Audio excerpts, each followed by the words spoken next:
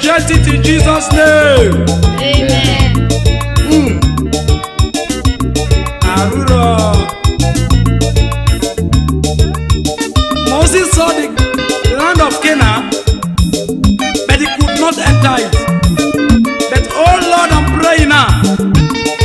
Lead me to the land of Canaan and let me eat the work that you have prepared for us.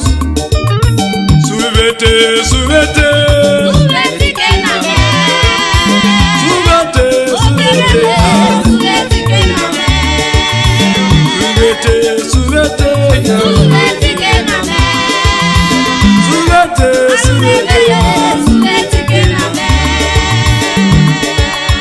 yes, because suvete kenama, I can never labor and labor in vain. Let me labor and eat the fruit of my labor.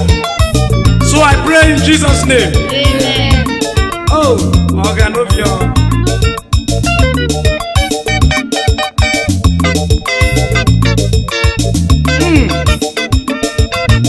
Suvete, suvete, yo. Suvete, suvete, suvete, asara gogo. Suvete, asara bubi amayo.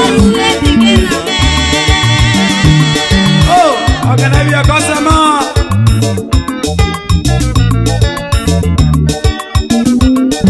Sir Francis Eroko, you are blessed. So I want to thank you for the wonderful work you have been doing in my musical industry. Suete, suete, suete, suete na, suete na. Oh, yeah. Ellie, can I hear something marvelous in this track? To the glory of God. Nice, good job.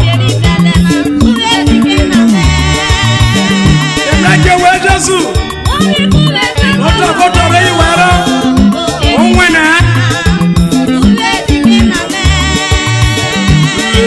Suvete, yo.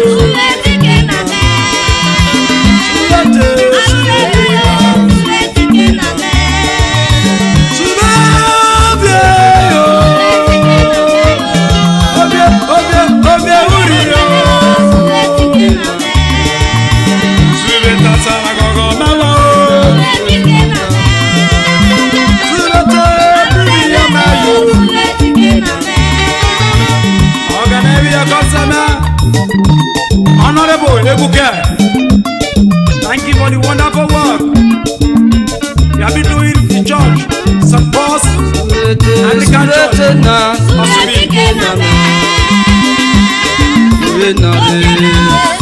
I also want to thank my Reverend Ghana Rudy for the wonderful work you have been doing in St. Peter's Anglican Church, Ororope. And I say thank you. God give me the wisdom to lead us.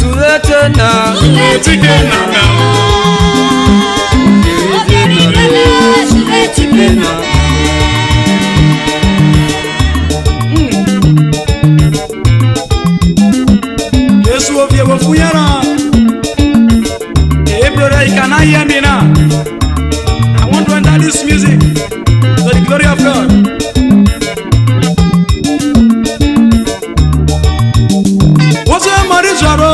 Ikena, what's why you know Jack Magongo? Yes, Sube, Roger Mary Pagogo, Subete, Subete, yo,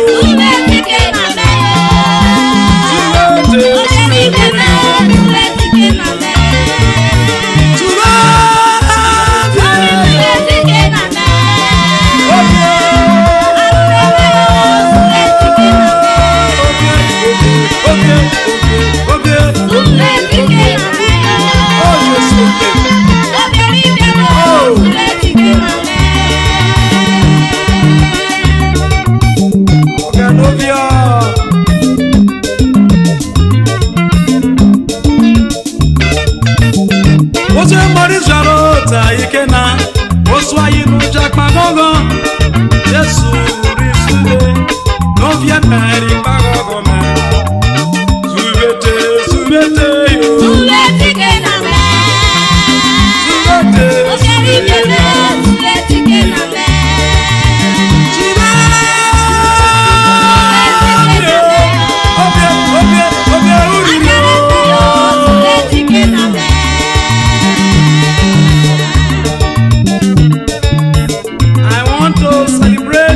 sister, who is known as Mary, now called Grace Emako. Please help us do something marvelous. God bless you.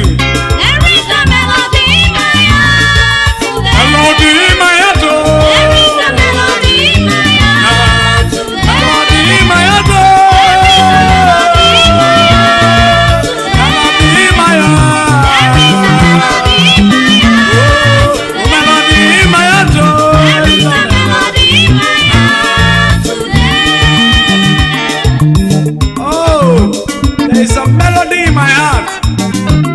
If the best you know say melody in my heart today.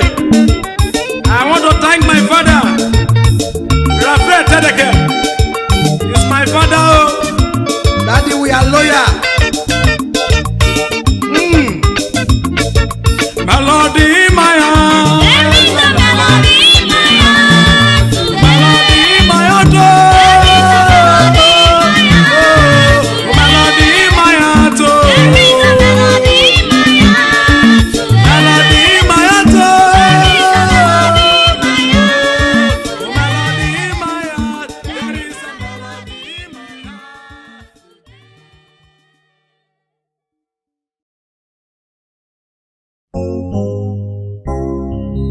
Ibige wana numewo, aye wana numerio jao, aye wana numeviana, Jesu dare tebe ire ovie. Ide mi wo me wak mele ovie me. Ide mi wo me wak mele ovie me. Ide mi wo me wak mele ovie me. Obari Jesu na ọ̀rọ̀tàlẹ̀ ire. Òfin mẹ́na, kíde mi wo mẹ́wàá gbẹ̀dẹ̀ òfin mẹ́. Obari Jesu na ọ̀rọ̀tàlẹ̀ ire.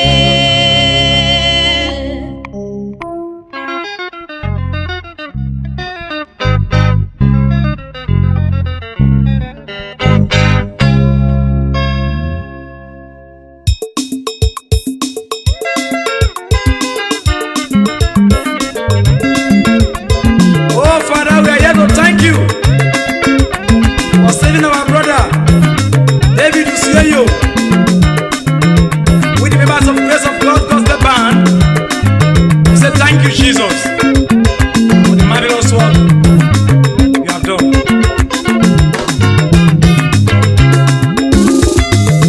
Ibige wana nu mewuyo, aye wana nu mevia o, aye wana nu mevioja. Jesu dare tabe ire oge. Ide mi wo me wakale oge me. Ide mi wo me wakale oge me. Ide mi wo me wakale oge me. Obari Jesu me.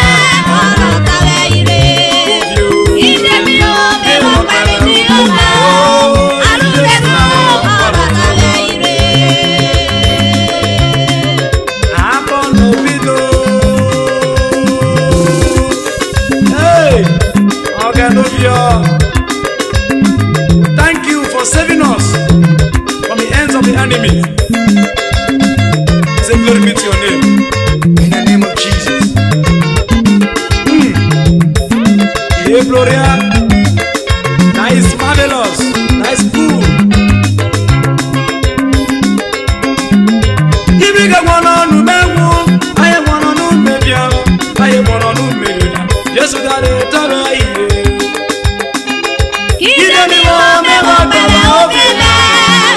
Ide mi wo me wakale oge me. Ide mi wo me wakale oge me. Baby Jesu me ọ̀rọ̀tàlẹ̀ ire. Ide mi wo me wakale oge me. Baby Jesu.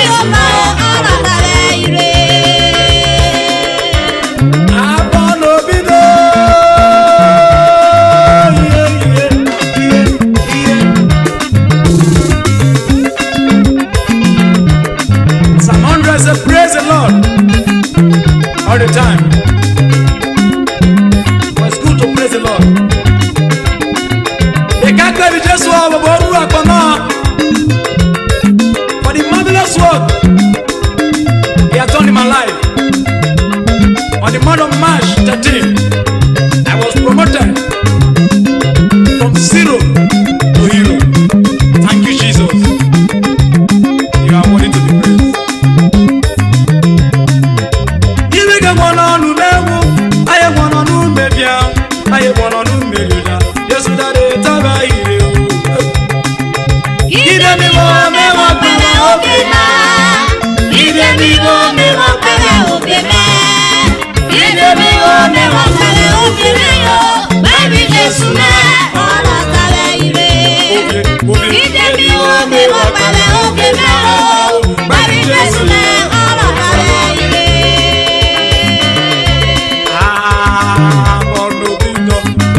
Abonobino.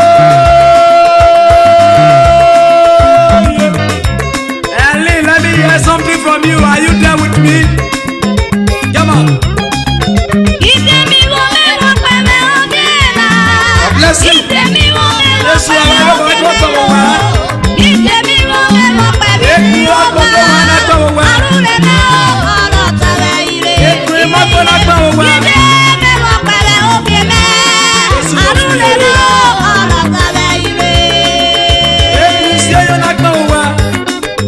say glory be to your name.